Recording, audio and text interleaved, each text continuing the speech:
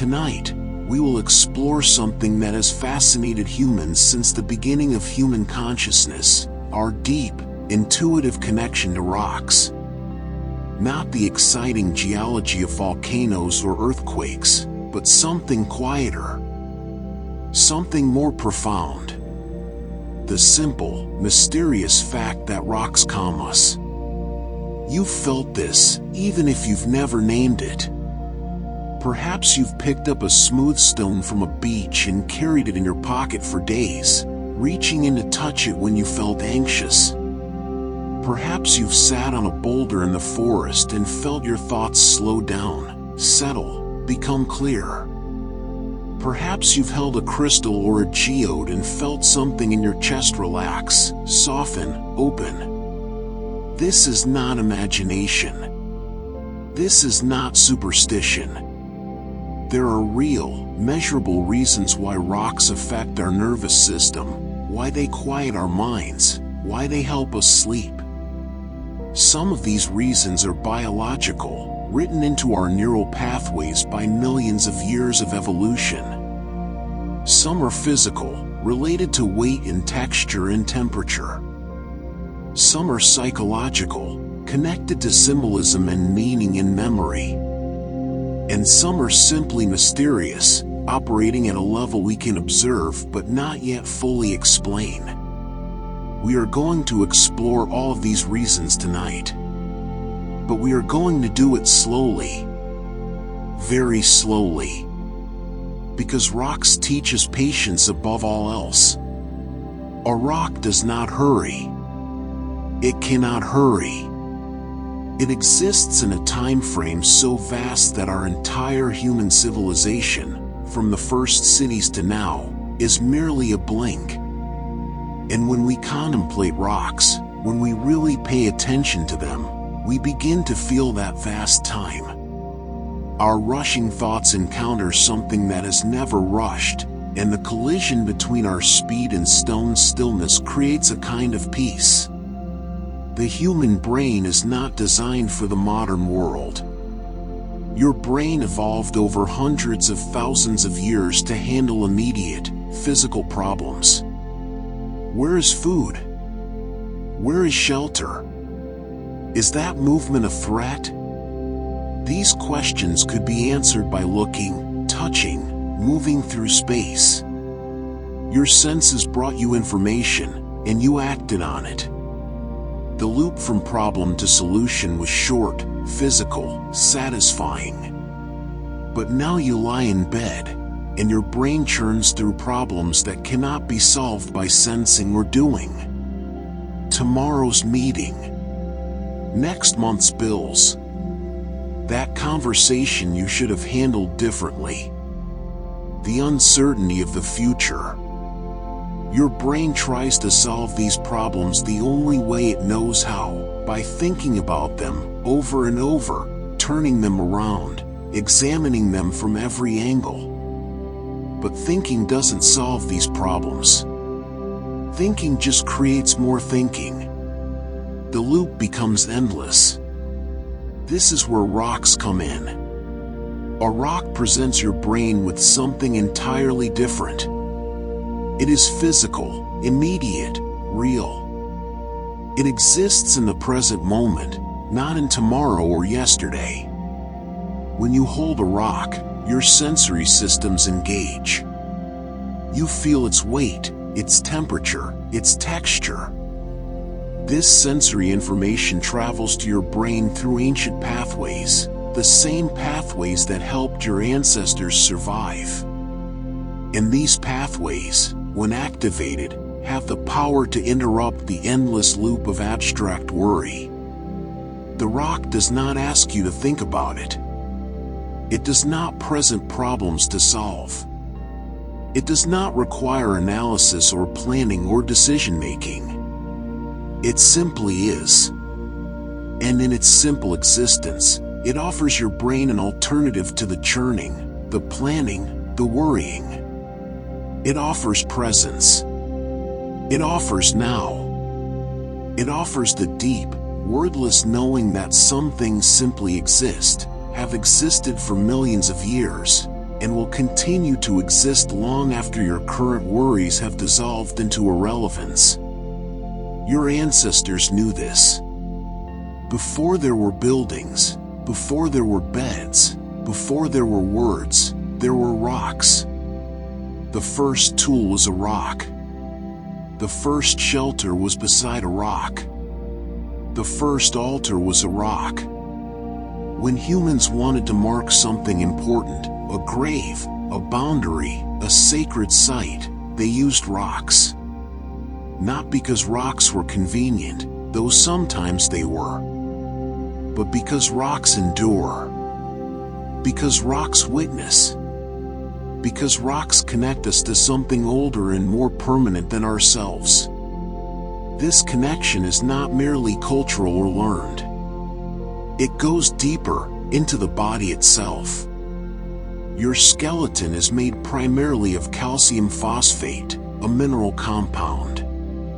The same calcium that forms limestone, that builds coral reefs, that creates stalactites in caves, builds your bones. You are, in a very real sense, a temporary arrangement of minerals that came from rocks and will return to rocks. The calcium in your bones right now might have been part of a mountain once.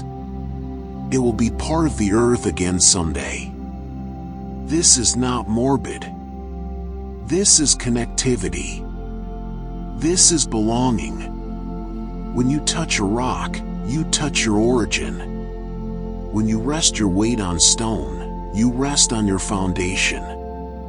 When you let yourself become still like a rock, you reconnect with the fundamental nature of matter itself, which is to exist, to be, without striving or becoming or achieving. A rock achieves nothing. A rock becomes nothing other than what it already is. And yet a rock is perfect in its being, complete in its existence, whole without any addition. Tonight, over the next several hours, we are going to explore this relationship between you and rock in great detail. We will travel from the depths of the earth where rocks form, to the peaks of mountains where they weather, to the beds of rivers where they smooth, to the hands of humans who have shaped and used and honored them for hundreds of thousands of years. We will learn about geology, but also about neuroscience, about chemistry, but also about meditation, about physics, but also about peace. And as we explore, you will find yourself settling. Your thoughts will slow, like sediment drifting down through still water, finding the bottom, coming to rest. The information I share will wash over you like water over stone, smoothing, soothing, wearing away the sharp edges of anxiety. You don't need to remember any of it. You don't need to learn anything. You simply need to let the words and the ideas flow through your awareness while you rest. The rocks have been waiting for billions of years. They are patient. They have all the time in the world. And tonight, you can borrow their patience. You can rest in their deep time. You can let go of the urgency that drives your days and simply be, as rocks are, present and still and exactly enough. So settle deeper now. Let your breathing slow.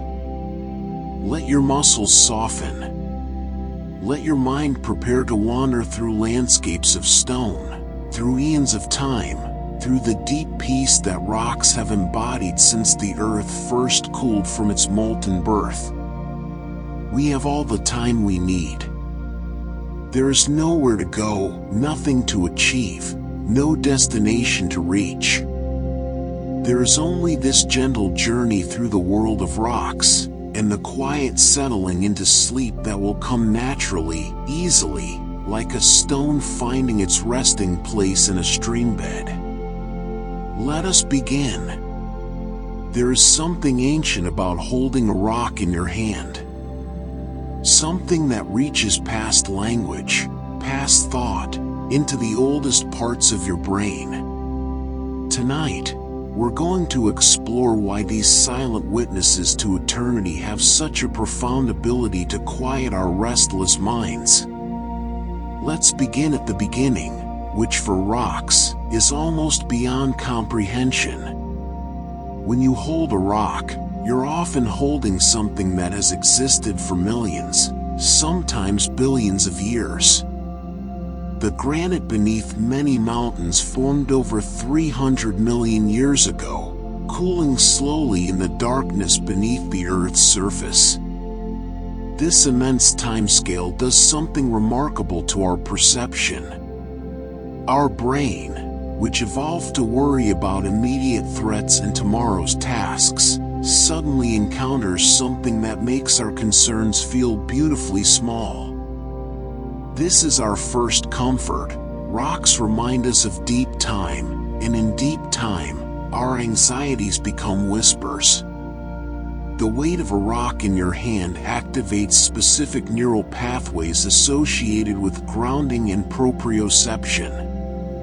Your brain receives constant feedback about the object's mass, its cool temperature, its texture.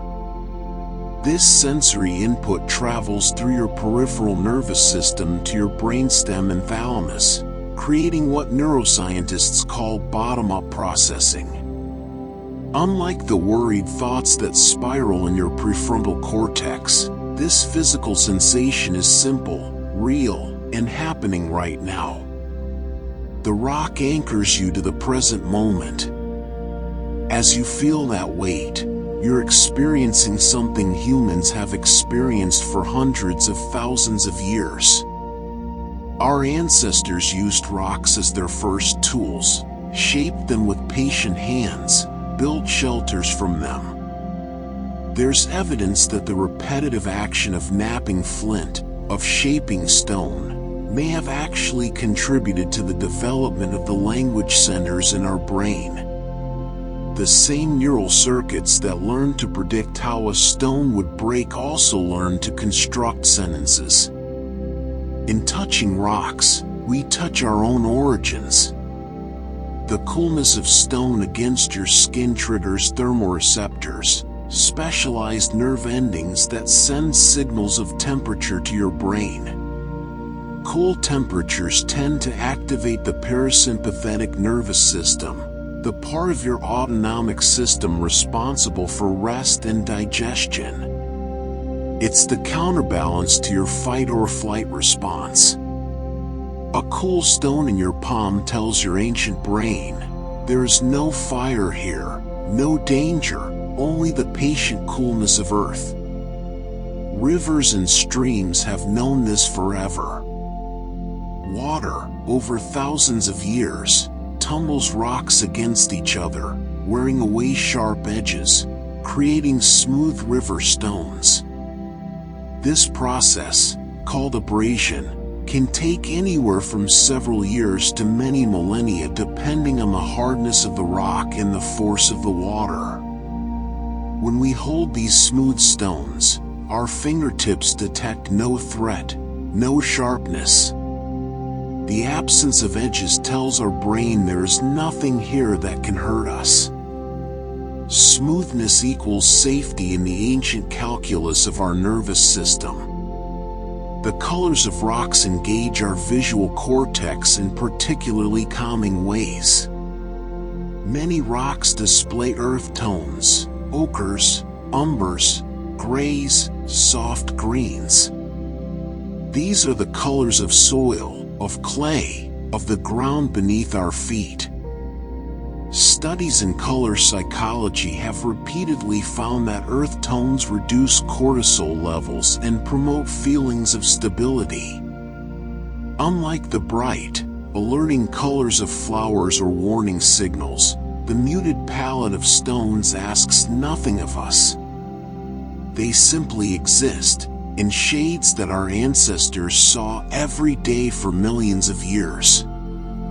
Consider the silence of rocks. In a world of constant noise, of notifications and demands, A rock makes no sound unless you make it sound. It will not beep, will not call out, will not interrupt your thoughts. This silence is not empty, it's full of patience. Geologists tell us that some rocks, like the ancient zircon crystals found in Western Australia, are over 4.4 billion years old, nearly as old as Earth itself. They have been silent for that entire time, waiting, witnessing, asking nothing. The predictability of rocks offers another source of comfort. Unlike the changing weather, shifting relationships, or uncertain future, a rock is remarkably stable. The mineral composition of a piece of granite, its quartz, feldspar, and mica, will be essentially the same 100 years from now as it is today. Our brains, which constantly scan for threats and changes, find deep relief in such constancy. Here is something that will not change, will not leave, will not transform into something unfamiliar. When we arrange rocks into patterns, stacking them into cairns, lining them up by size, organizing them by color, we engage in what psychologists call flow state activity.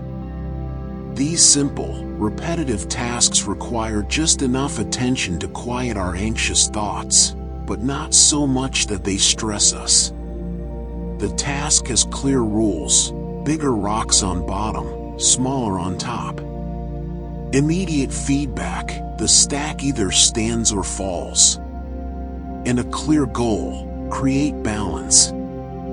This combination is remarkably soothing to our goal-oriented minds. The texture of rocks provides what therapists call tactile stimulation, which can reduce anxiety and promote relaxation. Whether it's the rough surface of pumice, formed from volcanic froth that cooled so quickly it trapped air bubbles, or the glassy smoothness of obsidian, formed from lava that cooled even faster, each texture gives your fingers something to explore. This exploration is meditative. Your attention narrows to the small variations in surface, the tiny ridges, the unexpected smoothness within roughness. Rocks are formed through three basic processes, each taking thousands to millions of years. Igneous rocks form from cooled magma or lava. Sedimentary rocks form from compressed layers of sediment, sand, and organic matter. Metamorphic rocks form when existing rocks are transformed by heat and pressure deep within the earth. Each type tells a story of patience, of transformation happening so slowly that it's invisible to any single lifetime. When we hold these stones, we hold the product of processes that cannot be hurried, that happen in their own time. This is a powerful antidote to our culture of urgency. The formation of a single layer in sedimentary rock might take thousands of years. Limestone, for instance, often forms from the accumulated shells of countless tiny marine organisms that lived and died over vast spans of time. To hold a piece of limestone is to hold an ancient ocean floor, compressed and lifted, transformed from sea bottom to mountain top. The immensity of this transformation puts our own changes in perspective. Rocks have been used in healing practices across cultures for thousands of years. While we can be skeptical of mystical claims, there's something real happening in these practices. The ritual of selecting a stone, holding it, focusing attention on it, using it as an anchor for meditation. Whether you believe in crystal energy or not, the act of sitting quietly with a stone, feeling its weight and temperature, letting your thoughts settle around this ancient object, is genuinely calming. The rock becomes a focal point, a meditation aid, a physical reminder to breathe. The variety of rocks is astounding, yet they share common elements. Almost all rocks on Earth are composed of oxygen and silicon, the two most abundant elements in our planet's crust. This means that despite their incredible diversity, rocks share a fundamental similarity. There's something profound about this infinite variation built from common elements. It mirrors our own existence, unique individuals built from shared building blocks. When you skip a stone across water, you're engaging in a physics demonstration that has delighted humans for millennia. The stone must hit the water at about a 20-degree angle, spinning for stability.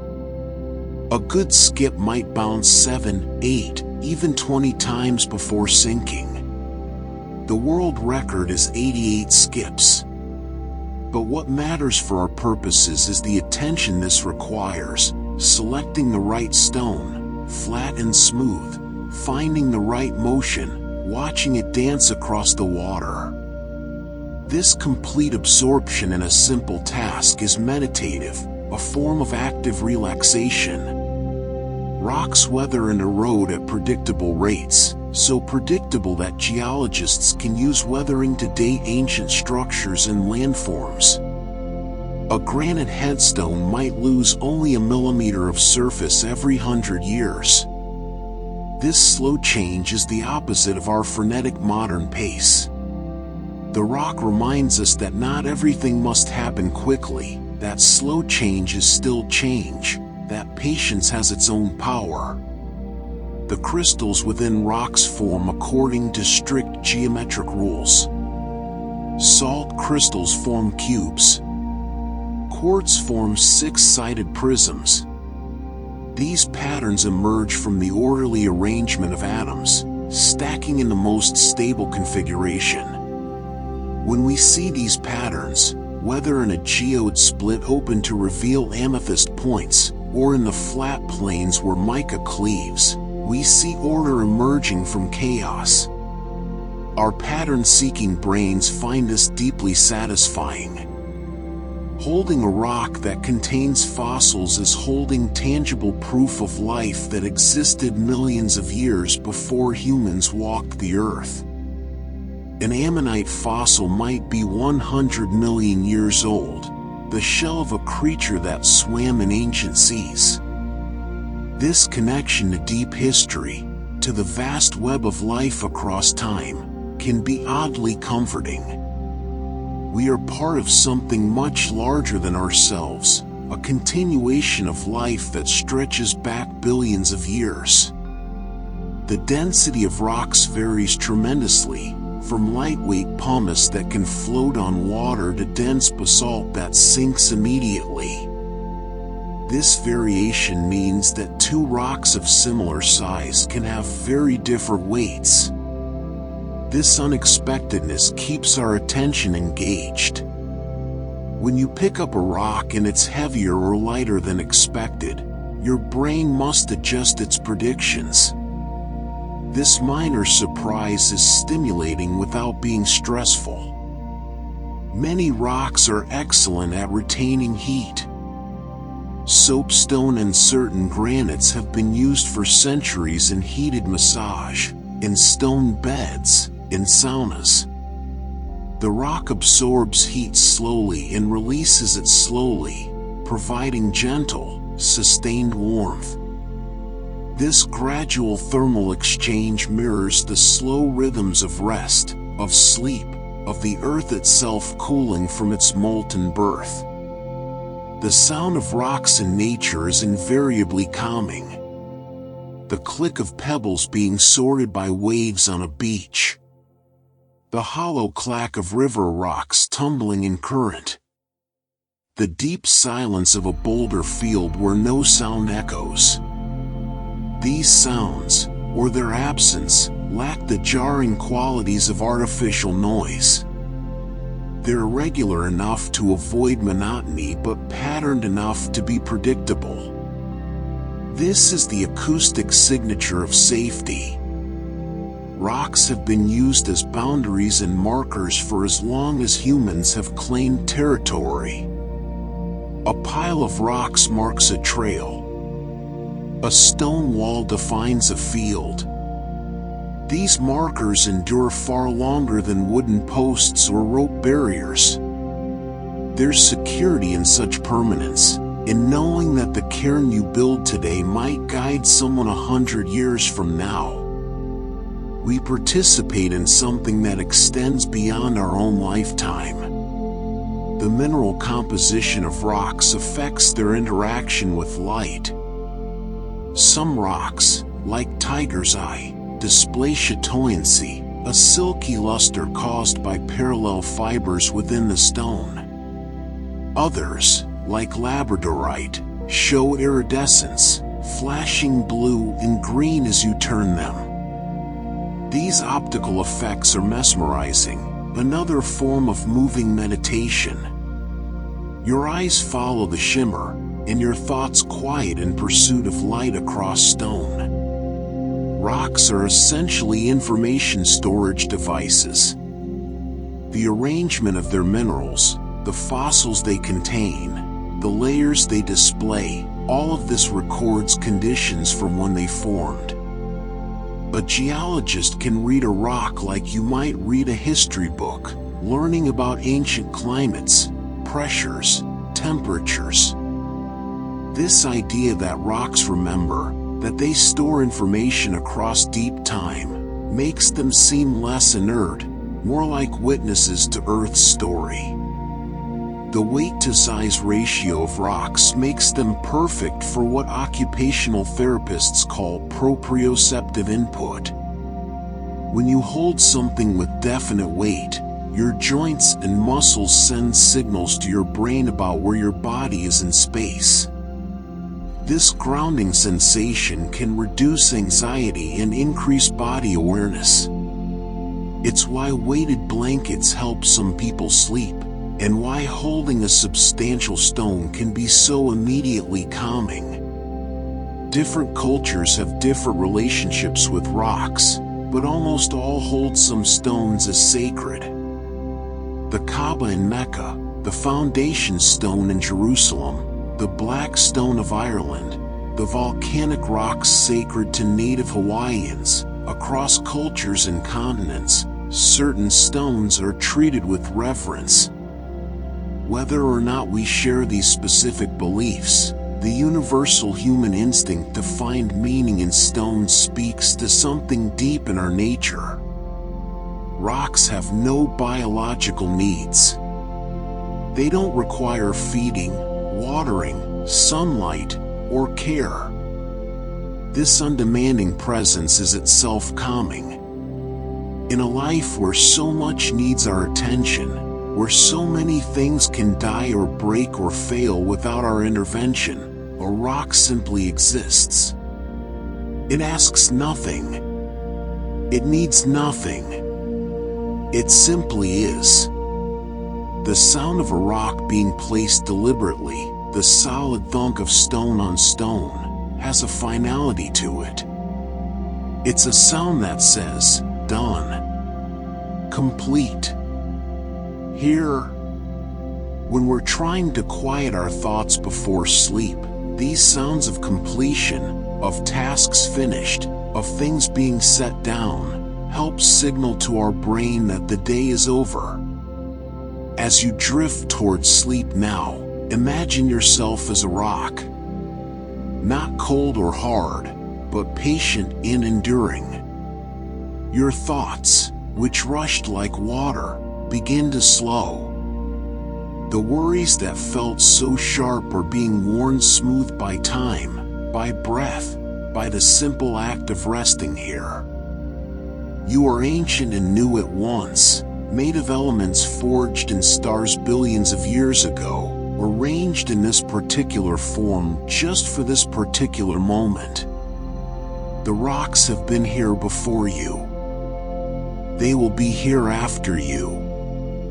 And right now, in this moment, their patient existence invites you to rest, to let go, to sink into sleep as soft as sediment drifting to an ocean floor, as peaceful as stone. Let yourself be still. Let yourself be silent.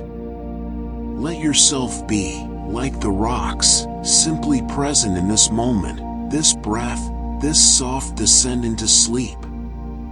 Rest now. The rocks will keep their ancient watch. You are safe. You are calm. You are drifting into the deep time of dreams. Sleep well. As you settle deeper into rest, let us continue our journey through the world of rocks, where time moves differently, where patience is measured in millennia. Consider the journey of a single grain of sand. It might begin as part of a granite mountain, high and proud. Rain falls, seeps into tiny cracks, freezes in winter, expands, and breaks off a small piece. This process, called frost wedging, happens over hundreds of winters.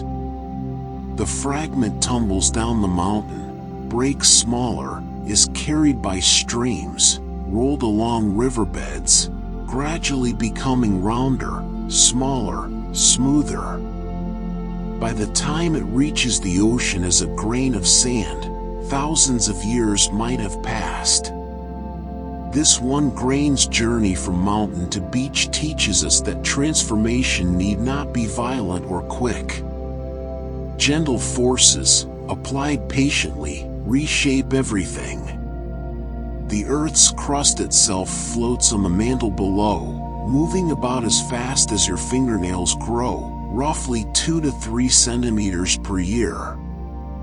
This means that in your lifetime, the continents will move perhaps 2 meters. Imperceptible to us, yet over millions of years, this slow drift has closed oceans, raised mountains, and rearranged the face of the planet. When you hold a rock, you're holding a passenger on this slow dance of continents. Nothing is truly still, yet everything moves with such patience that stillness and motion become the same thing. Rocks respond to pressure in ways that seem almost alive. Deep in the earth, where temperatures rise and pressure builds, rocks that would be brittle at the surface become plastic, flowing like thick honey over geological time. Marble forms this way, as limestone is squeezed and heated until its calcite crystals reorganize into tight, interlocking grains. The rock that was once the remains of ancient sea creatures becomes smooth stone that sculpts and polishes beautifully. Even in the depths of the earth, under crushing pressure, there is transformation, not destruction. The oldest known rock on Earth's surface is an outcrop in northern Canada called the Nufwagitic Greenstone Belt, dated to 4.28 billion years old. This stone formed when Earth was still being bombarded by asteroids, when the moon was closer and the days were shorter. To touch such ancient stones, or even to think about them, is to touch a time so remote it hardly seems real. Yet it was real. These rocks were there. They endured. And their existence whispers to us, you too shall endure. Some rocks are magnetic. Magnetite, an iron oxide mineral, naturally attracts other magnetic materials. Ancient peoples noticed this property and used lodestone, a naturally magnetized form of magnetite, as the first compasses. There's something almost magical about a rock that can point the way, that responds to the invisible magnetic field of the earth itself. This stone knows something we cannot see, senses forces we cannot feel. In its quiet way, it connects us to the larger electromagnetic dance of our planet. The color of a rock often comes from iron in various states of oxidation. Red rocks contain oxidized iron, rust, essentially. Gray or black rocks might contain unoxidized iron.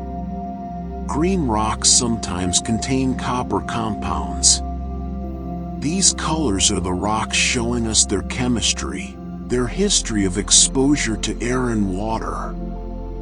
The rust on ancient stone is measured in geological time, iron that has been slowly reacting with oxygen for millions of years. Even corrosion, given enough time, becomes beautiful. Caves form as slightly acidic water dissolves limestone over millennia. A single stalactite growing from a cave ceiling might add only a few millimeters of calcium carbonate per century. The massive formations you see in caverns like Carlsbad or Mammoth Cave took millions of years to form, one slow drip at a time. This patient building, this accumulation of nearly invisible change into something magnificent, mirrors how we might build a life. One small action, one breath, one day at a time, until something beautiful emerges. Rocks have different hardnesses, measured on the Mohs scale from 1 to 10. Talc, soft enough to scratch with your fingernail, rates a 1. Diamond, the hardest natural material, rates a 10. Most common rocks fall somewhere in between. This range of hardness means rocks can be many things: soft enough to carve, hard enough to endure, varied enough to suit different purposes. Like humans, they exist on a spectrum, each with its own strengths. When rocks break along flat plains, it's called cleavage. When they break along irregular surfaces, it's called fracture. Mica demonstrates perfect cleavage, splitting into thin, flexible sheets. Quartz shows conchoidal fracture, breaking in smooth, curved surfaces like broken glass. These patterns of breaking are not random but follow the internal structure of the mineral. Even in breaking, there is order. Even in failure, there is pattern. Some rocks, like pumice, are so full of air pockets that they float on water. This volcanic glass forms when lava with high gas content erupts and cools so quickly that the gas bubbles are frozen in place. A rock that floats seems to defy our expectations, yet it's simply following its nature. Sometimes what seems impossible is just unfamiliar, and what seems heavy might actually be light enough to float. The sand on different beaches comes from different rocks, which is why beach sand varies so much in color and texture. White sand beaches often form from weathered coral and shells. Black sand beaches form from volcanic basalt. Pink sand contains bits of coral and shells of tiny organisms called foraminifera. Each beach is a library of local geology, millions of rocks ground down to grains, telling the story of what stone lives nearby. Geodes form when mineral-rich water seeps into cavities in volcanic or sedimentary rock. Over thousands of years, minerals crystallize inward from the walls of the cavity, often creating spectacular crystals inside: amethyst, citron, agate. The outside looks like an ordinary rock, humble and rough. Inside, hidden beauty. This teaches us that what appears plain might contain wonders. Patient investigation reveals secrets that hurry overlooks. Rocks can tell us about ancient climates. Tillite, a rock formed from compressed glacial sediment, tells us where glaciers once existed. Desert sandstone, with its distinctive cross-bedding patterns, shows us ancient sand dunes. Coal deposits reveal ancient swamps and forests. The rocks remember weather patterns from millions of years ago, storing this information in their structure, their composition, their very existence. Some minerals are piezoelectric, meaning they generate a small electric charge when squeezed. Quartz demonstrates this property, which is why quartz crystals are used in watches and electronics. A pressure applied to the stone creates electricity. The stone, which seems so inert, so passive, actually responds to force by generating power.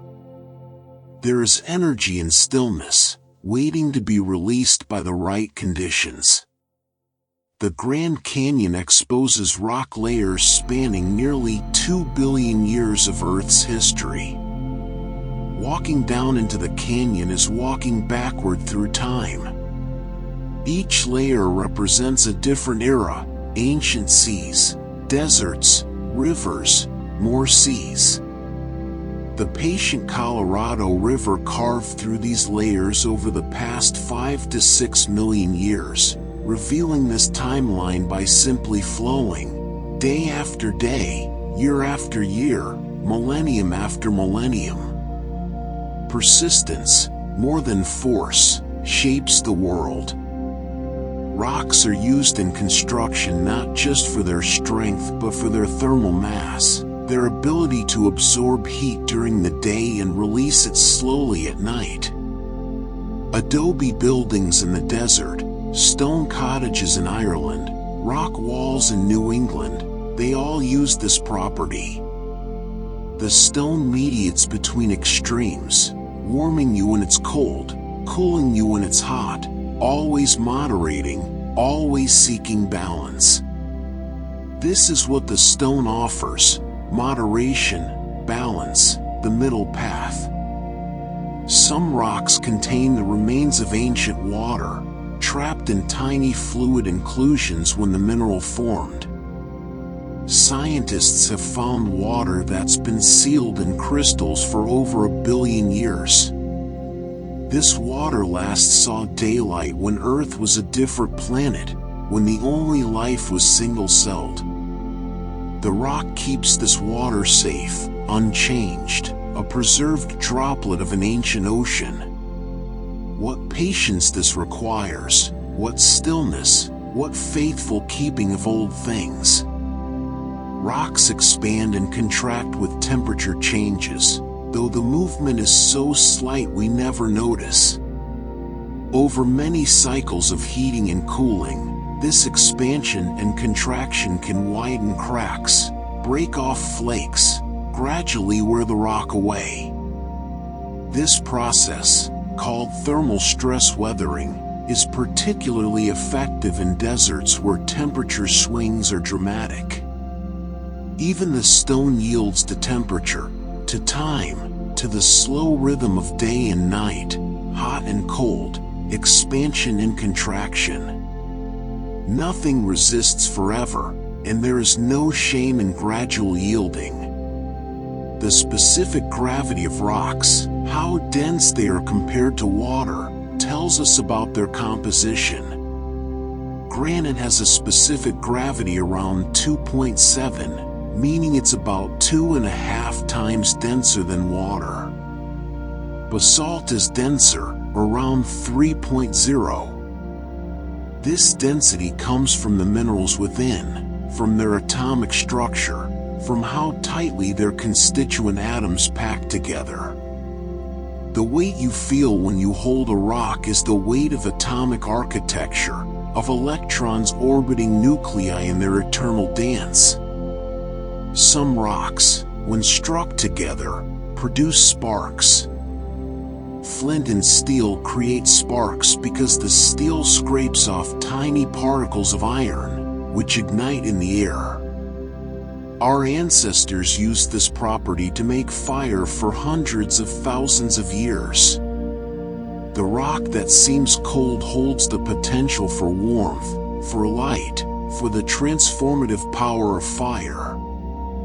Strike the right things together, and energy emerges. Rocks can preserve perfect impressions of ancient raindrops, fallen leaves, animal tracks, ripples from long-vanished beaches. These trace fossils capture moments from millions of years ago: a salamander's footprints crossing mud, a leaf settling on wet sand, rain falling on a summer afternoon in the Triassic. The rock has caught time, held it, kept it safe. In these impressions, we see that even small, ordinary moments can be preserved if conditions are right. The presence of certain minerals tells us about the conditions when a rock formed. Olivine, a green mineral, forms at very high temperatures deep in the earth. Its presence tells us this rock came from the mantle. Zeolites form at low temperatures, often from volcanic ash interacting with water. Each mineral is a clue, and the rock is a mystery to be read. What pressures, what temperatures, what chemical conditions created this particular stone? Rocks are recycled through the rock cycle, a process that has been occurring for billions of years. Igneous rocks weather into sediment, which becomes sedimentary rock, which might be pushed deep enough to become metamorphic rock, which might melt into magma and form igneous rock again. Nothing is wasted. Everything transforms. The stone you hold might have been part of a mountain, then an ocean floor, then another mountain, cycling through forms across deep time. This endless transformation teaches us that endings are also beginnings. Some stones have been worked by human hands for so long that they've been shaped by countless fingers. Worry stones, polished smooth by anxious hands. Rosary beads worn down by prayer. Stone door thresholds in ancient buildings, hollowed by millions of footsteps. These rocks bear the marks of human contact, human need, human presence. They have provided comfort to others before you. In holding them, you join a long lineage of people seeking peace in stone. The sound rocks make when struck together varies by composition. Flint produces a sharp crack. Granite gives a duller thud. Some rocks, when carved into chimes, can produce musical notes. Ancient peoples made lithophones, rock xylophones, from carefully selected stones. Music from stone, beauty from percussion, melody from the patient selection and arrangement of rocks. Even stone can sing, if you listen in the right way. Rocks and streams and rivers create the sound of running water. The water flows around and over them, creating turbulence, eddies, small waterfalls. Without rocks, the stream would flow silently. The stones give the water its voice, its babble, its music. They shape the flow, direct it, give it character and sound. Silent themselves, they enable the water's song. Salt crystals, formed by evaporation of ancient seas, create vast deposits of rock salt. The Himalayas contain pink salt deposited when a sea evaporated 250 million years ago. This salt has been locked in stone for longer than mammals have existed, waiting, patient, until it might be mined and used. The rock preserves not just time but flavor, the taste of an ancient ocean. Some rocks are radioactive, containing unstable isotopes that decay over time. Uranium ore is the most well-known, but even granite contains trace amounts of radioactive elements. This decay happens at a constant, predictable rate, which is why radioactive dating can tell us the age of rocks. The stone is its own clock, marking time through the transformation of its atoms, counting down at a rate that's been constant since the rock formed. Rocks buried deep beneath ice sheets tell us about climate history. Ice cores drilled in Antarctica and Greenland retrieve ancient ice, but also the rock dust and particles that fell on the ice over hundreds of thousands of years. This dust came from rocks weathered by wind, carried on air currents, settling on ice. The stones, in their smallest particles, traveled around the world, recording their journey in ice. The smoothest natural rocks are found in rivers and on beaches, places where constant motion wears them down. But even in deserts, wind-blown sand can polish rocks to a smooth finish over thousands of years. This polish, whether from water or wind, represents countless tiny collisions, endless small erosions, gradual wearing away.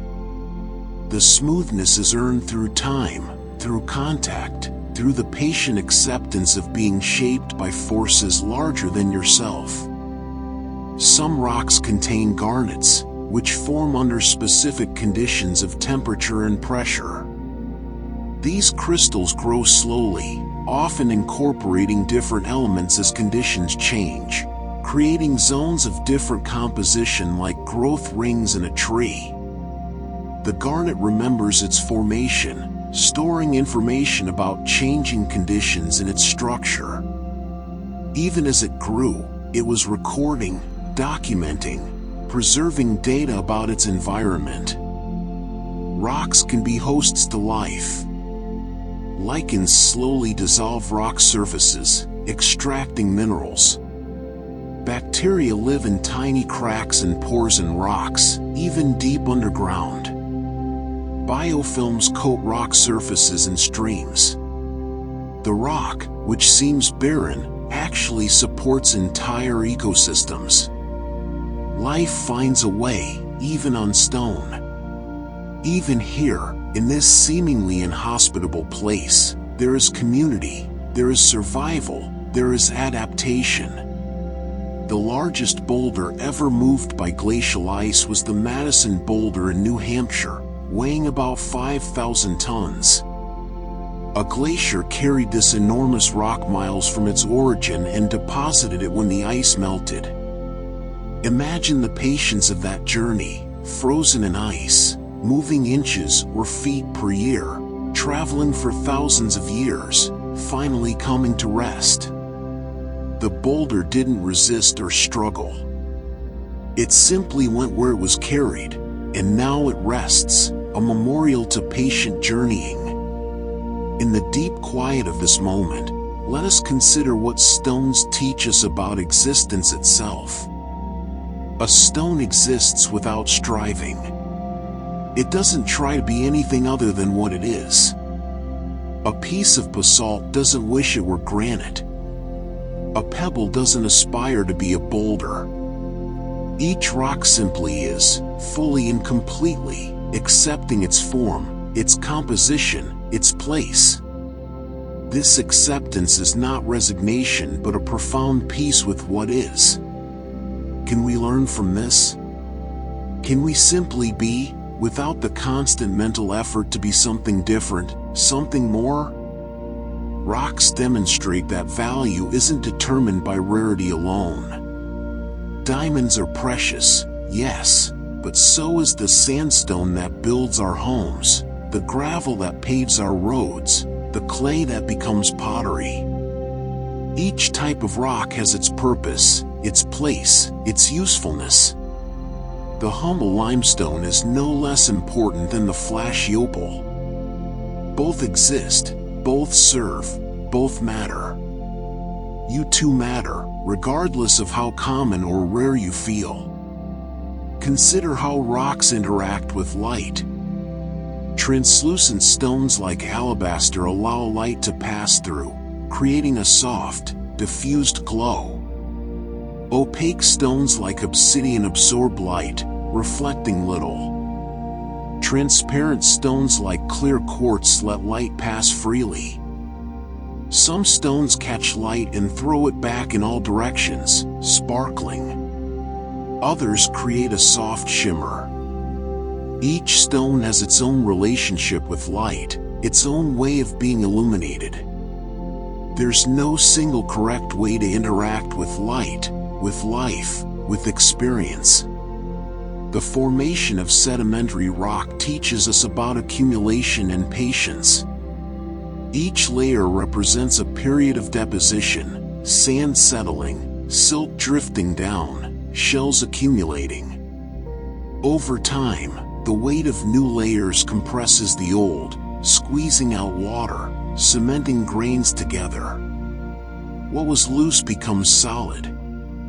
What was scattered becomes unified. This is lithification, the transformation of sediment into stone. Our experiences, too, accumulate and compress, and over time, they form the foundation of who we are. Some rocks break easily, cleaving along planes of weakness. Others are incredibly tough, resisting fracture. Both have their place. The easily split mica has its uses, so does the tough quartzite. Fragility is not failure. Toughness is not always necessary. Different situations call for different properties, and the stone that's wrong for one purpose might be perfect for another.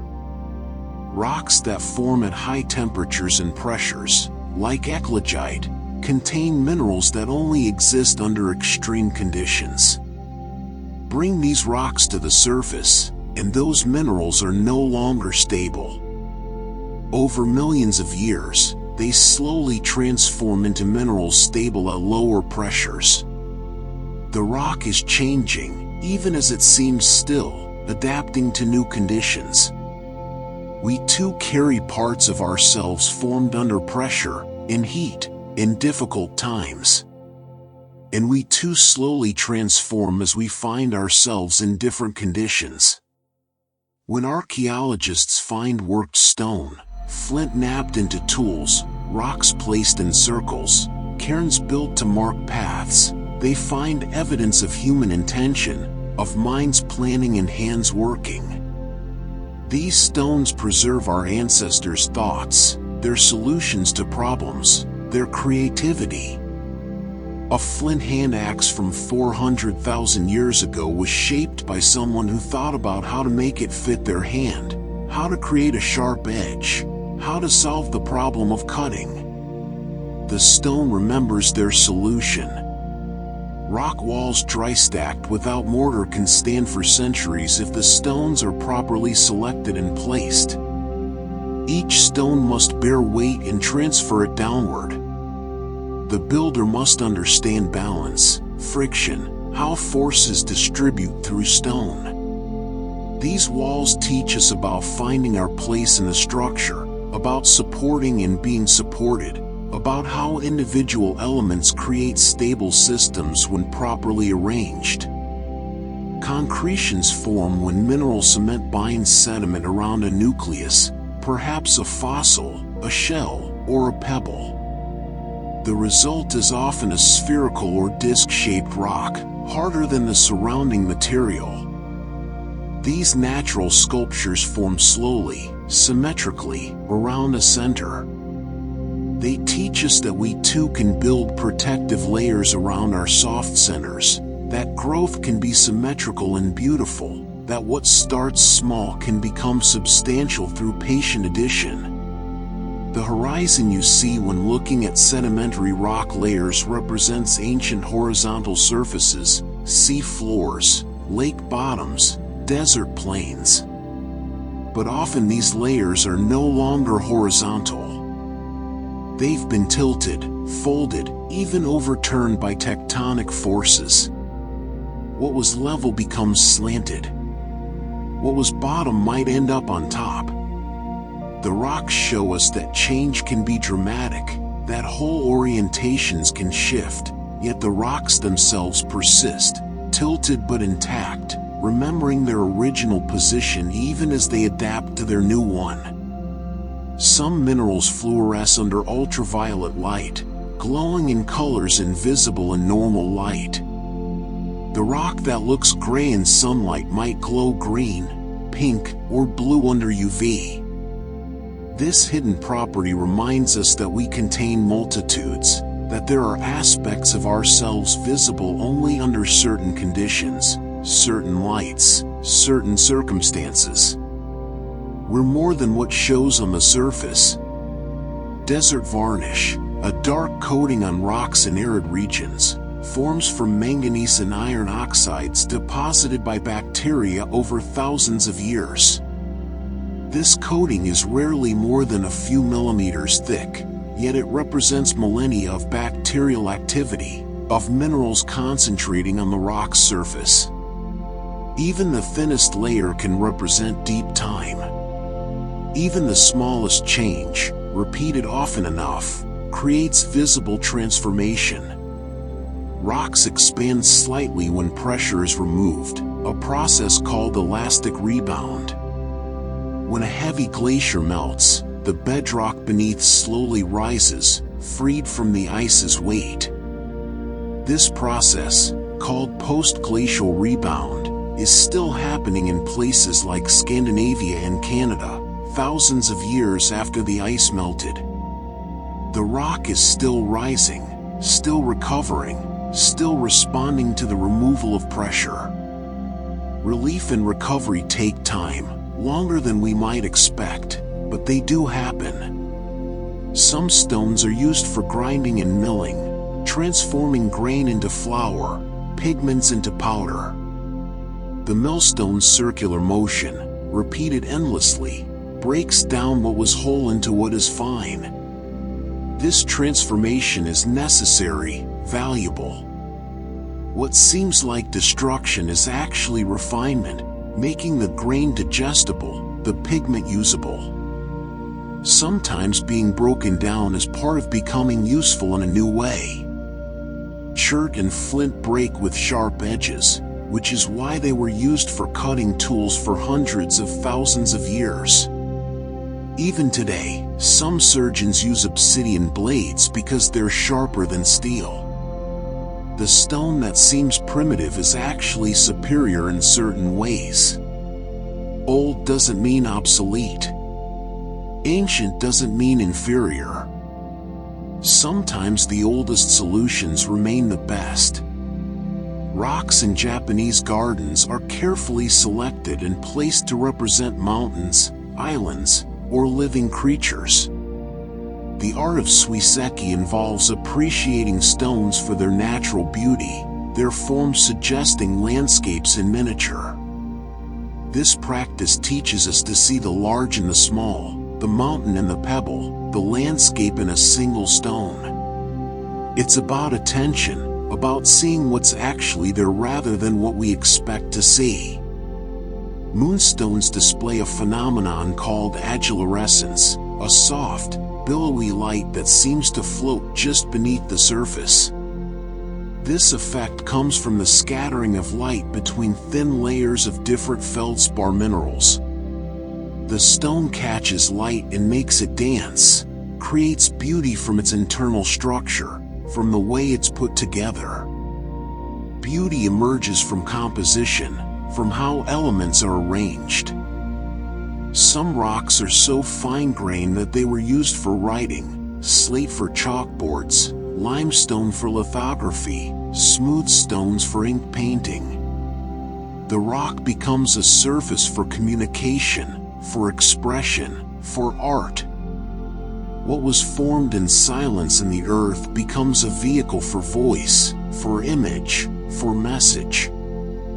We too can transform from silent witness to expressive medium. The longest a single rock can remain at Earth's surface before being eroded away or buried depends on many factors, but some ancient surfaces in Australia and Africa have rocks exposed for hundreds of millions of years. These patient witnesses have seen the evolution of life from simple organisms to the complex biosphere we know today. They've watched without changing, holding their place while everything around them transformed. Rocks can be vessels, carved into bowls, hollowed into mortars, shaped into cups. They hold water, grain, medicine, offerings. The hard becomes hollow, The solid becomes container, the unchanging becomes useful through change. We too can be transformed into vessels, into holders of what others need, into containers of comfort, of knowledge, of love. In the final descent towards sleep, let the rocks teach you their last lessons. They teach that existence doesn't require explanation. They teach that being is enough. They teach that change is inevitable but slow, that pressure transforms, that time heals, that patience endures. They teach that what seems solid can be broken, but what is broken down might simply be becoming something new. You are held by rock right now. The building you're in likely rests on stone foundations. The earth beneath you is rock, miles deep, solid and supportive. You are always held by stone, always supported, always resting on the ancient, patient, enduring foundation of the earth itself. Let yourself sink into this support. Let the rocks hold you. Let their patience be your patience. Let their stillness be your stillness. Let their deep time dissolve your shallow worries. You are safe here, held by stone, cradled by the earth, supported by billions of years of patient existence. The rocks ask nothing of you. They don't need you to change, to improve, to become something else. They accept you as you are, just as they accept themselves as they are. In this acceptance, there is profound peace. Rest now, like a stone rests. Simply be, as stones simply are. Let time pass over you without resistance. Let yourself be worn smooth by gentle forces. Let yourself be exactly what you are, in this moment, in this place, held by the earth, part of the earth, returning to the peace of stone. Sleep now, and dream of deep time, of patient transformation, of the eternal now where stones exist, where nothing rushes, where all is exactly as it should be. The rocks will be here when you wake. They were here before you. They will be here after. And right now, in this eternal present, they hold you in their ancient, patient peace. In the depths of rest, let us journey deeper still, into the hidden realms where rocks form in darkness and pressure. Beneath your feet, the Earth's crust extends downward an average of 30 to 50 kilometers on continents. Through all that depth, there is rock. Solid, continuous, layered rock, holding up everything you know. Mountains and valleys are merely variations in the thickness and height of this rock layer.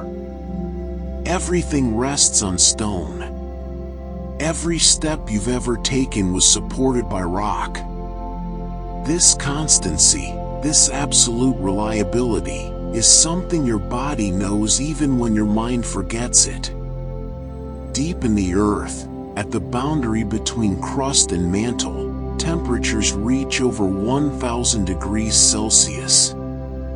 At these temperatures and pressures, rocks that would be solid at the surface become ductile, capable of flowing like thick syrup over geological time. This is how mountains rise and continents collide, through the slow flow of hot rock. Even stone yields when the conditions are right. Rigidity is not absolute. Everything has a temperature and pressure at which it becomes flexible. Diamonds form at depths of 150 to 200 kilometers beneath the surface, where carbon is subjected to immense pressure and heat. They are carried to the surface in volcanic eruptions of kimberlite, rising from the depths in a matter of hours. What took billions of years to form makes a rapid journey to the surface. The diamond that seems to symbolize permanence is actually a traveler, a migrant from the deep earth, brought suddenly into the light. Subduction zones, where one tectonic plate slides beneath another, carry surface rocks down into the mantle. These rocks, which once felt sunlight and rain, descend into the Earth's interior, eventually melting and becoming part of the mantle. What was surface becomes depth. What was exposed becomes hidden. The boundary between surface and interior is permeable, temporary. Everything cycles through. Some rocks contain trapped gas bubbles from when they formed. These vesicles, especially common in volcanic rocks like scoria and pumice, preserve ancient atmospheres. The air trapped in these bubbles might be millions of years old, a sample of what the atmosphere was like when the rock solidified. The stone holds breath from ancient skies. Cave formations grow from the bottom up, stalagmites, and top down, stalactites, at rates sometimes as slow as 1 millimeter per century. The largest formations in caves like Lechuguilla in New Mexico took millions of years to grow. Each translucent layer represents countless drips of water, each leaving behind a microscopic amount of calcium carbonate. These formations are monuments to patience, to the power of repetition, to what can be built when the same small action happens again and again across vast time. Jade, prized across cultures for thousands of years, forms under high pressure, low temperature conditions and subduction zones. Its toughness, its resistance to breaking, comes from its structure of interlocking microscopic crystals. This toughness made it valuable for tools and weapons, but also for art and adornment. The same property serves both function and beauty. Strength and aesthetics need not be separate qualities. Fossils preserved in amber are famous, but rocks also preserve soft tissues in rare circumstances. The Burgess Shale in Canada contains fossils from over 500 million years ago that show not just hard shells but soft body parts, eyes, gills, even digestive systems. The rock has kept these delicate structures safe for 500 million years, protecting details that seem too fragile to survive. What seems impossible to preserve can endure if the conditions are exactly right. Hot springs bring minerals from deep within the earth to the surface. These dissolved minerals precipitate as the water cools, forming terraces of travertine, creating colorful pools rimmed with deposited stone. Places like Yellowstone's Mammoth Hot Springs show this process in action. Stone forming before your eyes, layers added monthly, yearly, creating new formations even now. The earth is still making rock, still depositing, still building. Meteorites are rocks from space, fragments of asteroids or other planets that survive their fiery descent through our atmosphere. To hold a meteorite is to hold something that formed in a different part of the solar system, that traveled through the vacuum of space, that witnessed the cosmos before arriving here. These stones are travelers in the truest sense, visitors from other worlds. The mineral serpentine forms when water interacts with rocks from the Earth's mantle. This process, called serpentinization, releases hydrogen gas and heat. Some scientists believe this reaction might have provided energy for the earliest life on Earth. The rock, in transforming, creates conditions for life. The stone becomes a catalyst, an enabler, a source of the energy that life requires. Petrified wood forms when fallen trees are rapidly buried in groundwater rich in dissolved minerals seeps through the wood. The minerals crystallize in the wood's cellular structure, replacing it cell by cell with stone while preserving the original form. What was once alive becomes rock, but keeps its shape, its growth rings, its branches. The tree becomes eternal, traded life for permanence, keeping its form while changing its substance. Oolites are small, round grains formed in warm, shallow seas when calcium carbonate precipitates in concentric layers around a nucleus, a shell fragment, a sand grain. They form in conditions of constant wave action that keeps them tumbling, ensuring they grow in all directions equally. The result is perfectly spherical grains of stone, shaped by motion, by the constant tumbling in ancient seas. Stone spheres in Costa Rica, some weighing up to 16 tons, were carved by the indigenous Dequas culture centuries ago. How they achieved such perfect spheres with stone tools remains partially mysterious. These spheres demonstrate incredible patience and skill, the willingness to work stone for months or years to achieve geometric perfection. They stand as monuments to human determination to shape stone, to create order, to make the Earth's crust conform to human vision of form. Halite, or rock salt, grows in cubic crystals because of how sodium and chloride ions naturally arrange themselves. Given the right conditions, a slowly evaporating body of salty water, halite crystals will form perfect cubes, edges straight, angles 90 degrees. No intelligence guides this. The atoms simply fall into their most stable arrangement, and geometry emerges from chemistry. Order arises naturally from the properties of matter itself. Rocks at the bottom of deep ocean trenches experience pressures over 1,000 times atmospheric pressure. At these depths, in absolute darkness and crushing pressure, rock still exists, still maintains its structure. Even in the most extreme environments on Earth, stone endures. There is something profoundly reassuring in this, that the fundamental substance of our planet maintains its integrity even under conditions that would destroy almost anything else.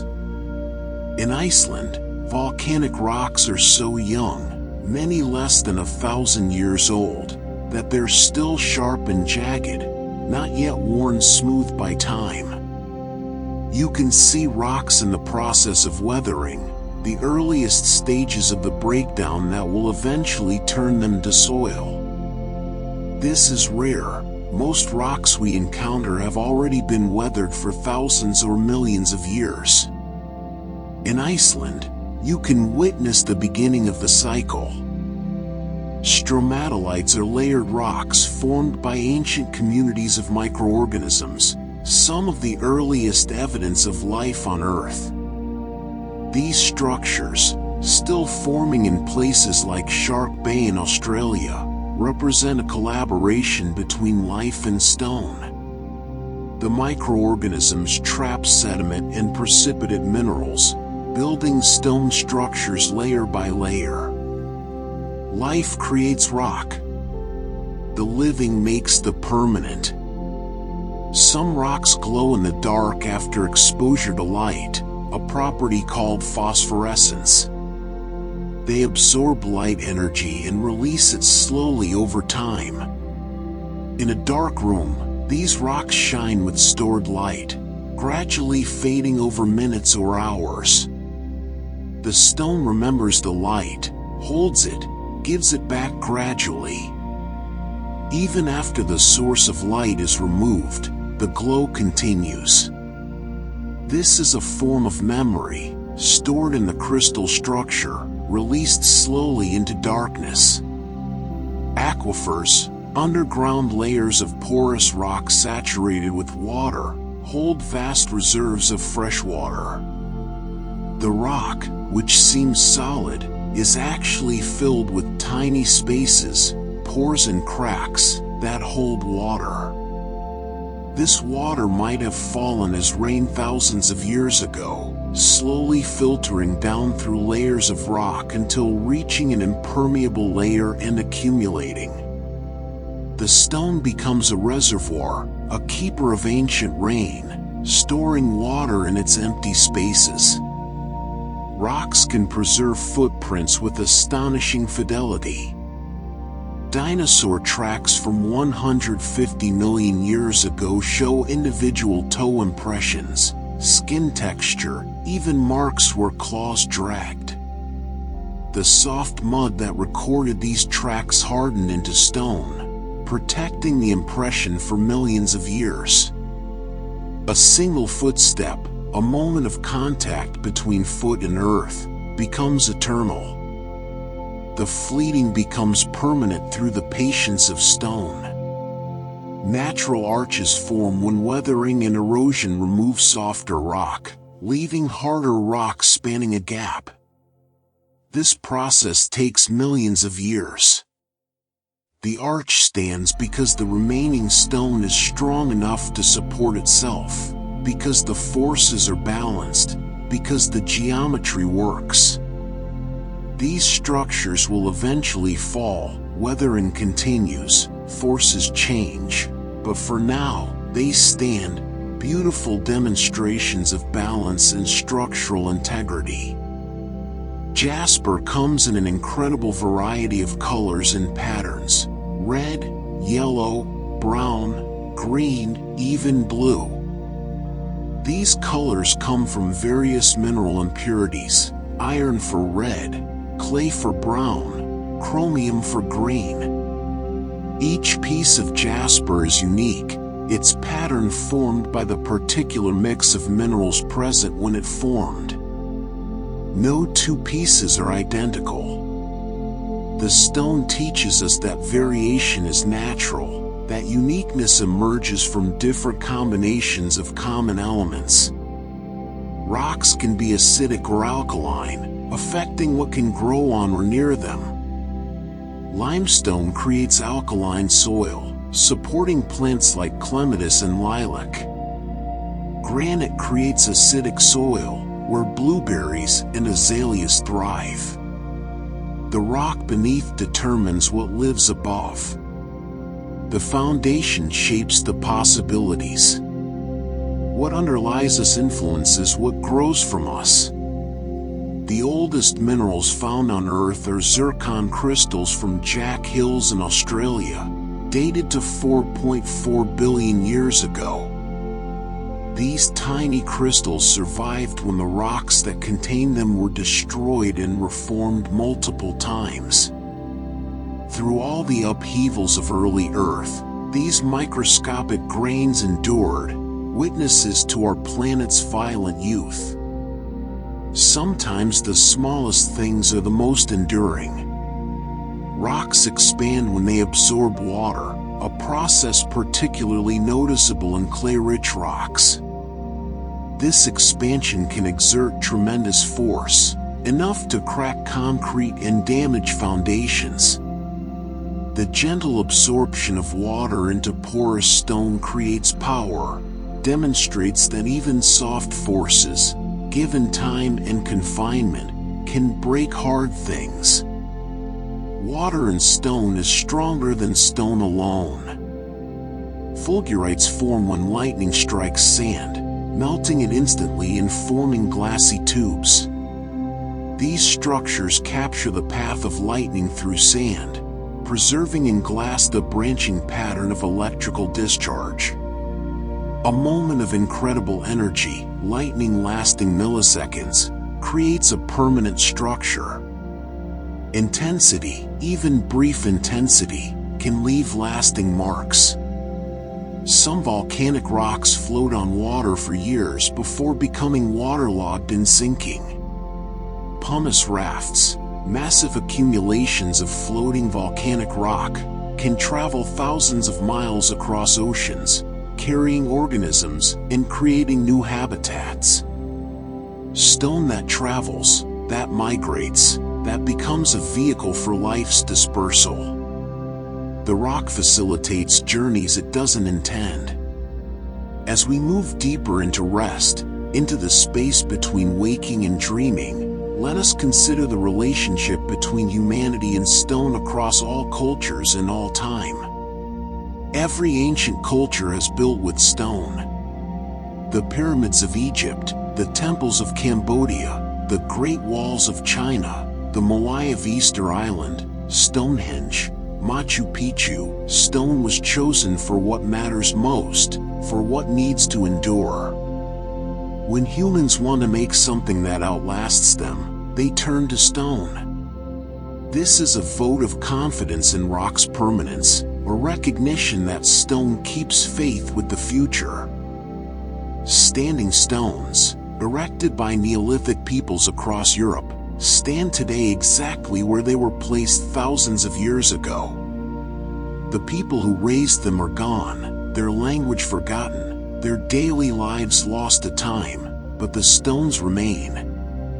They are the most enduring legacy of those cultures, the thing that survived when everything else was lost. What we make from stone outlives everything else we make. Petroglyphs, images carved or pecked into rock surfaces, exist on every continent. Some are over 40,000 years old. These marks in stone are humanity's earliest persistent messages, our first attempts to leave something permanent for those who come after. The rock accepts these marks and keeps them, becoming a medium for communication across millennia. Different stones have different symbolic meanings across cultures, yet some associations recur. White stones for purity, black stones for mystery, red stones for life or blood, green stones for growth and healing. These associations may relate to what these colors mean in nature: white snow, black night, red blood, green plants. The stone carries the symbolism of its color, becomes a concentrated symbol of natural forces. The practice of carrying a stone in your pocket for luck or comfort appears in cultures worldwide. Whether it's a rabbit stone with a hole through it, a piece of jade, a smooth river rock, or a crystal, humans across cultures find comfort in portable stones. This might be the weight, the texture, the coolness, or simply the fact that the stone endures while everything else in your pocket might break or wear out. Stone circles, from Stonehenge to the Ring of Brodger, represent enormous communal effort. Moving megaliths weighing many tons required coordination, planning, engineering, and persistent labor by many people over many years. These structures represent not just the stones themselves but human cooperation, shared vision, collective effort towards something that would outlast everyone involved in building it. Gravestones mark where we bury our dead, and stone lasts longer than any other marker. Wood rots, metal corrodes, but stone endures for centuries with the names and dates still legible. In choosing stone for grave markers, we're asking the stone to remember for us, to keep the record when memory fades, to stand witness to lives that have ended. The tradition of leaving stones on graves, particularly in Jewish tradition, serves multiple purposes. It shows someone has visited, it's permanent unlike flowers that fade, and it helps to build a cairn, a monument that grows with each visit. The stone becomes a gesture of remembrance, small but enduring, adding to a collective memorial stone by stone.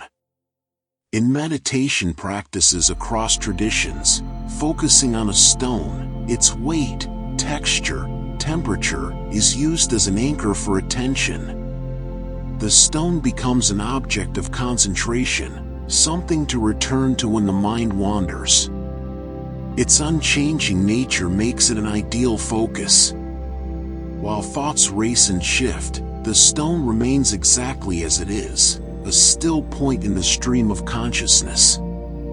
Prayer beads, whether Buddhist mala, Catholic rosary, or Islamic tasbih, often incorporate stone. The beads might be made from semi-precious stones, each with its own traditional associations. Moving from bead to bead provides tactile feedback, counts prayers or mantras, gives the hand something to do while the mind focuses on the spiritual. The stones become tools for transcendence. Feng Shui uses stones to balance energy in spaces. River rocks in gardens, crystal clusters in rooms, stone fountains in entryways, each is placed deliberately to affect the flow of qi, the vital energy.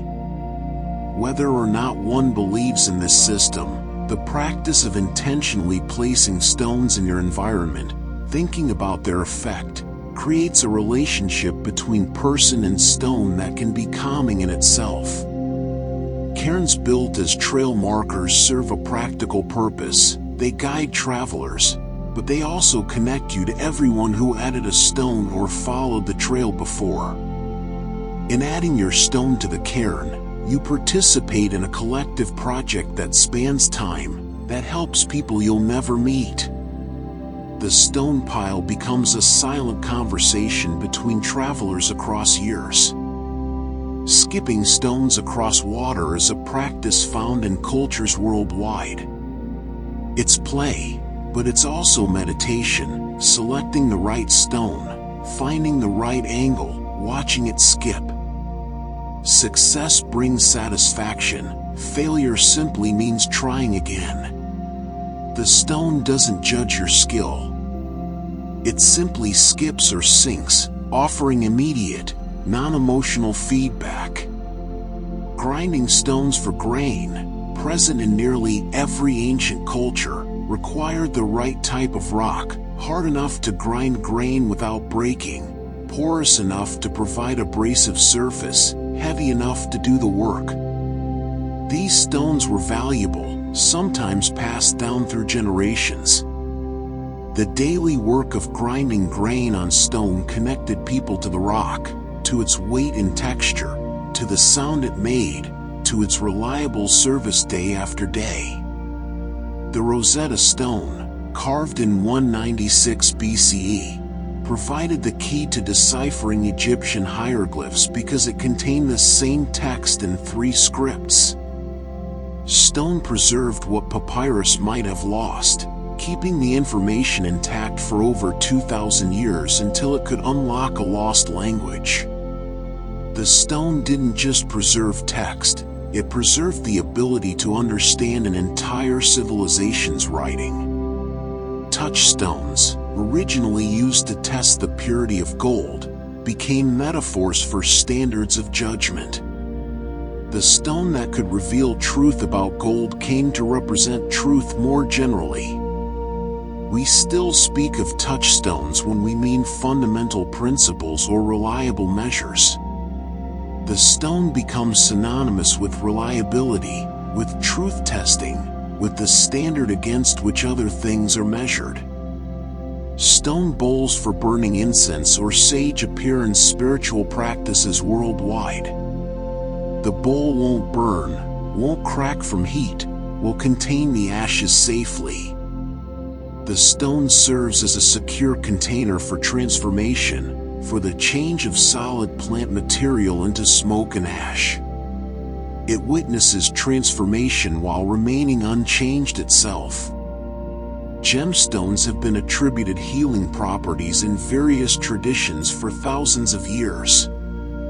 Whether or not stones emit energies that heal, the practice of selecting, carrying, or wearing a stone with intention can be therapeutic. The stone becomes a physical reminder of an intention, a touchstone, literally, for mindfulness, a beautiful object that brings pleasure when looked at or touched. Stone labyrinths, paths of stone laid in intricate patterns, are walked as meditation. The pattern is usually unicursal, one path leading in and out, so there are no choices to make. You simply follow the path, turn by turn, to the center and back out. The stones guide you, hold the pattern, let you focus on walking rather than navigating. In many traditions, the first stone of a building is blessed or given special significance. Cornerstones often contain inscriptions, dates, sometimes items placed in cavities. The stone marks the beginning, holds the record, anchors the structure literally and symbolically. It's where earth and human structure meet, where intention becomes manifest in solid form. Stone tools required intimate knowledge of rock. A good toolmaker could look at a piece of flint and see where it would fracture, predict the shape of the flakes, understand which rock would work and which would crumble. This knowledge came from experience, from studying stone, from developing a relationship with rock that went beyond seeing to understanding. The stone taught the toolmaker, and the toolmaker learned to read stone. Philosophers have used stone as metaphor across millennia. The stone represents permanence versus change, the material versus the spiritual, the foundation versus what is built upon it. Stones appear in parables, in thought experiments, in meditations on time and existence. The stone's simple existence makes it useful for thinking about complex ideas. Some stones are kept in temples or sacred sites for centuries or millennia. The black stone of the Kaaba, the foundation stone in Jerusalem, stones in Japanese shrines, these have been touched by millions of hands, prayed before, circled, revered.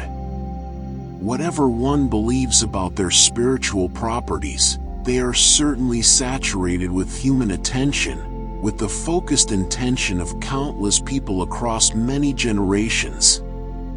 Stone seals, used to stamp authority onto clay or wax, made the rock a carrier of power. The seal stone was carved with a reversed image that printed correctly when pressed into soft material. To possess the seal was to possess the authority it represented. The stone, small enough to carry, became a symbol of legitimacy, of right to command, of official power. Millstones, despite their weight and the labor required to turn them, served faithfully for generations. A good millstone, properly maintained, might grind grain for 100 years. Families might use the same stones their great-grandparents used. The millstone became part of family identity, a working heirloom, a connection to ancestors through shared tools. Stone walls, whether the dry stone walls of Ireland and Scotland or the terraces of Andean farmers, represent patient labor and intimate knowledge of stone. Each rock must be selected and placed so it fits with its neighbors, so the wall stands stable. This requires attention to shape, to weight distribution, to how forces transfer through stone. It's physical work that demands mental engagement. The weight of stone foundations gives buildings stability, literally and psychologically. We feel safer in buildings with stone foundations, trust them more. The expression built on rock versus built on sand captures this. Rock represents security, reliability, the kind of foundation that will not shift or fail. The stone beneath holds everything above. Now, as we approach the deepest rest, let us gather all we've learned from stone and let it settle within us, layer upon layer, like sediment becoming rock. Breathe slowly, and imagine each breath as water, flowing over stone, wearing it smooth, shaping it gently. Your thoughts are being worn smooth by these breaths, by this patient attention, by this slow flowing of awareness across the landscape of your mind. Think of how a stone rests in a stream bed. The water flows around it, over it, constantly moving, but the stone remains. It doesn't fight the current. It doesn't try to move with the flow. It simply rests, lets the water pass, maintains its place. You too can rest while life flows around you. You don't have to move with every current. Consider the space between stones. In a wall, in a cairn, in a stream bed, there is space between each rock. This space is necessary. If the stones were forced together too tightly, the structure would be rigid, unable to adjust, likely to crack. The spaces allow for slight movement, for adjustment, for water to flow through. In your life too, there must be spaces between things. Not everything needs to touch.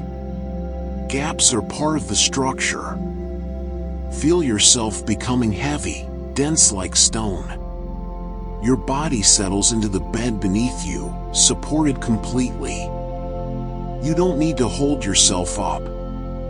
The structure beneath you, ultimately resting on bedrock deep below, holds you. Let yourself be held.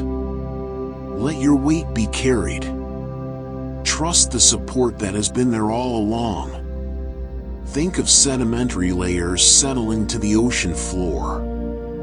Each particle drifts down through the water, slowly, gently, finding its resting place among the others. This is happening in you now. Your thoughts are settling, each one finding its place, no longer swirling, no longer stirred up.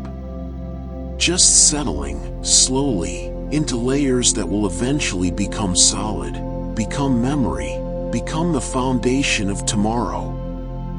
Imagine the coolness of stone against your cheek. That patient coolness that asks nothing, that simply is. Let that coolness spread through you, calming the heat of worry, the fever of planning, the burning of tomorrow's anxieties. Cool stone, patient stone, stone that has been cool for 1,000,000 years and will be cool for 1,000,000 more. The darkness where you rest is like the darkness where stones form. Deep in the earth, no light reaches, hasn't reached for millions of years. In that darkness, there is no day or night, no schedule, no urgency.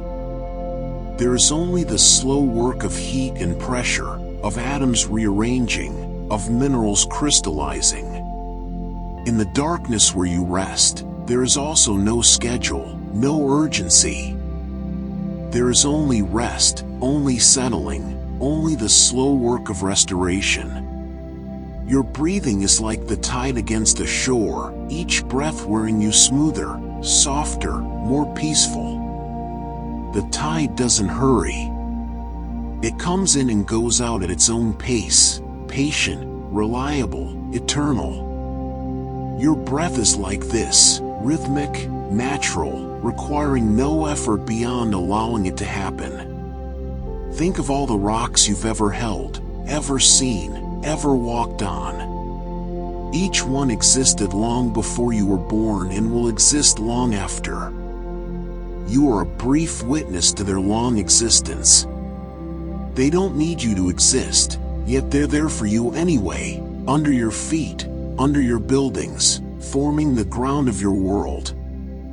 This generosity of existence, this being there for without needing anything in return, this is what stone offers. In the spaces between your thoughts, there is silence like the silence of stone. That silence was there before you were born. It will be there after you die. It's always there, underneath the noise, underneath the words, underneath the worry. You can rest in that silence now. It holds you as surely as stone holds up the mountain. Feel yourself becoming less distinct, less separate. Your edges blur. You're not quite sure where you end and the bed begins, where the bed ends and the floor begins, where the floor ends and the earth begins. This blurring is safe. You don't need sharp edges right now. You can be soft, undefined, part of the larger whole. The stone in the stream doesn't worry about tomorrow's water. It will flow or it won't. The rain will come or it won't. The stone simply is, and whatever comes, the stone will respond appropriately, wearing down if the water is strong, growing moss if the water is gentle, accepting ice if the water freezes. You too can meet tomorrow when tomorrow comes. Imagine you are a stone at the bottom of a cairn. Above you are other stones, weighing on you, but you don't struggle against the weight. You accept it, bear it, distribute it downward to the earth below. The weight on you helps hold everything up. Your acceptance, your stillness, your patient bearing makes the whole structure possible. Your thoughts are like pebbles now, small and smooth and separate. They don't cling together, don't form clumps of worry or tangles of anxiety. Each thought is itself, complete, rounded, smooth. And like pebbles in a jar, they settle, finding their place, filling in around each other, becoming still. The stone that you are doesn't need to do anything, doesn't need to prove anything, doesn't need to become anything. You are already complete, already whole, already exactly what you're meant to be in this moment. The stone doesn't strive to be a better stone. It's simply a stone, fully and completely. Let the last tensions drain away like water draining from porous rock. Feel the spaces in you becoming empty, open, clear. These empty spaces are not lack. They're capacity. They're readiness. They're the openness that allows for rest. The earth turns beneath you, rotating at 1,000 miles per hour, orbiting the sun at tens of thousands of miles per hour, and you feel none of it. The bedrock beneath you moves with tectonic plates, millimeters per year, and you feel none of it. You are held in a vast dance of motion that feels like perfect stillness. This is the peace of appropriate scale. At the human scale, lying in bed, all is still. The motion is there, but it doesn't disturb your rest. Somewhere, right now, a rock is forming. Deep in the earth, minerals are crystallizing. Somewhere, a rock is weathering, slowly releasing its minerals back to the world. Somewhere, a rock is being transformed by heat and pressure into a new form. The cycle continues, has always continued, will always continue. You are part of this cycle, made of minerals that came from rocks, that will return to rocks. You are temporary like waves, eternal like the ocean. Let yourself sink into sleep like sediment sinking through water.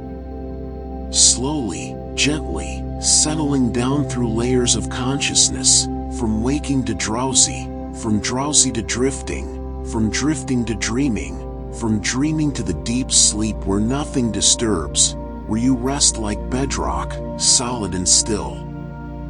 The rocks hold you. The earth holds you. Time holds you gently, without urgency, without demand. You are held in the ancient, patient, infinite peace of stone. Sleep now. Be stone. Be still. Be at peace. The rocks will keep their watch through the night. They've been keeping watch for billions of years. They know how to hold the darkness, how to wait for light, how to endure through the turning of the earth. You are safe in the patience of stone. Rest in the peace of deep time. Let go completely. We have traveled far together, through billions of years, through the depths of the earth and the heights of mountains, through the patient transformation of minerals and the slow wisdom of geological time. And now, as our journey draws to a close, let us gather everything we've learned and let it settle into one final, peaceful truth. You are lying here now, in this moment, held by the earth. Beneath the bed, beneath the floor, beneath the foundation of your building, there is rock. Solid, ancient, patient rock. It has been there longer than you. It will be there after you. And right now, in this present moment, it holds you without effort, without complaint, without ever growing tired. This is what rocks have taught us tonight, the power of simply being. Not striving, not achieving, not becoming. Just being, fully and completely, exactly as you are, exactly as rocks are. Think back to where we began. We learned that rocks exist in deep time, that their patience is measured in millions of years. We learned that holding a rock activates ancient neural pathways, grounding us in our bodies, pulling us out of abstract worry and into physical presence. We learned that the coolness of stone, the weight of stone, the texture of stone, all of these sensations tell our nervous system, you are safe, you are here, you are now. We explored how rocks form, through fire and pressure and patient accumulation. How sediment settles layer by layer, grain by grain, until weight and time transform the loose into the solid. How heat and pressure metamorphose one kind of rock into another, creating beauty through transformation. How molten stone cools and crystallizes, atoms arranging themselves into geometric patterns that repeat across scales, from microscopic to mountain-sized. We learn that rocks weather and erode, that even the hardest granite eventually yields to rain and ice and wind. That this yielding is not weakness but participation in the endless cycle of creation and dissolution. That what breaks down becomes soil, becomes the foundation for new growth, becomes part of something else. That nothing is truly lost, only transformed. We walked through human history with stones at our side. The first tools, the first shelters, the first monuments. We saw how every culture that has ever existed has recognized something sacred in stone, has turned to rock when they wanted to create something lasting, something that would outlive them. We felt the weight of grave markers, the presence of standing stones, the patient witness of petroglyphs that have carried messages across thousands of years. We learned that our bodies are made of minerals, that the calcium in our bones came from the earth and will return to the earth, that we are temporary arrangements of elements that have existed since stars exploded billions of years ago. We are stardust, organized briefly into consciousness, into bodies, into lives. And when these bodies return to the earth, the minerals will remain, will become part of new rocks, new bones, new forms we cannot imagine. This is not sad. This is the great peace at the heart of existence. Nothing is lost, everything is transformed, and the fundamental substance of reality endures. You are part of this endurance. The atoms that make you have existed for billions of years and will exist for billions more. Your particular arrangement is temporary, precious, unique. But you are also eternal, because you are made of the eternal, because you are the universe experiencing itself through these particular eyes, this particular moment. The rocks taught us about patience, about how transformation happens slowly, invisibly, one small change at a time accumulating into complete metamorphosis. About how canyons are carved by water that simply keeps flowing, day after day, year after year, millennium after millennium. About how the sharpest edges are worn smooth by countless tiny encounters with sand and water and wind. Your worries, too, can be worn smooth. Not by fighting them, not by trying to eliminate them, but by the gentle, patient action of returning again and again to the present moment. Like water flowing over stone, each breath smooths the sharp edges of anxiety. Each moment of presence wears down the jagged thoughts. Not quickly, not all at once, but steadily, surely, with the patience of geological time. The rocks taught us about stillness, about the peace of simply existing without needing to move, to change, to become something else. A boulder rests beside a stream for thousands of years, and in that stillness, it is complete. It needs nothing else. It is not waiting for anything. It is not incomplete. It simply is, and its being is enough. You too are enough. Exactly as you are. In this moment, you don't need to fix yourself, improve yourself, become a better version of yourself before you're allowed to rest. You can rest now. You can be still now. You can let yourself simply exist, like a stone exists, without justification, without purpose beyond being. The rocks taught us about connection, about how we are not separate from the earth but part of it. How the ground beneath our feet is made of the same elements that make our bodies. How we walk on our ancestors, not just human ancestors, but the ancient ancestors of atoms and molecules, the deep ancestors of elements forged in dying stars. We belong here. We are of this place, this planet, this material existence. And the rocks taught us about mystery. About how even when we understand the chemistry and the physics, there remains something profound and inexplicable in the simple existence of matter. Why is there something rather than nothing?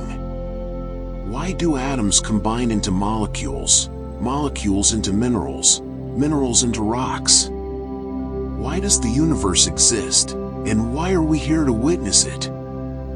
These questions have no answers, or at least no answers we can put into words. But rocks don't need answers. They exist without understanding why. They participate in the mystery without needing to solve it.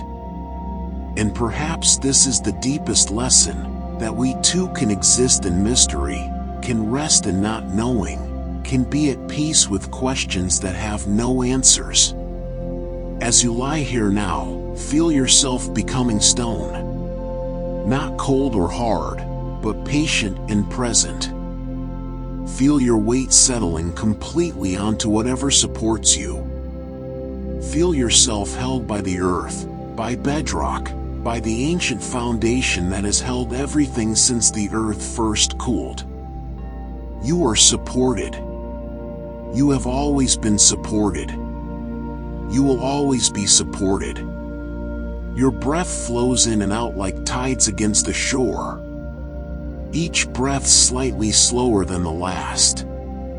Each breath wearing away a little more of the tension, the worry, the need to control or understand or fix. Just breathing. Just being.